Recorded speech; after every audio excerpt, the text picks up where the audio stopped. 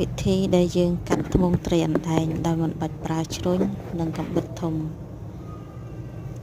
យើងគ្រាន់តែយកកាំបិតមុខពីរហើយនឹង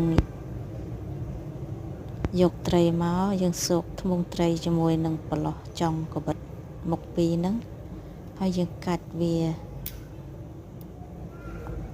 រកកន្លឹះកាច់យ៉ាងម៉េចឲ្យវាបាក់នឹងងាយស្រួលជាងយើងប្រើកាំបិតធំហើយនឹងជ្រុញកាំបិតស្រួល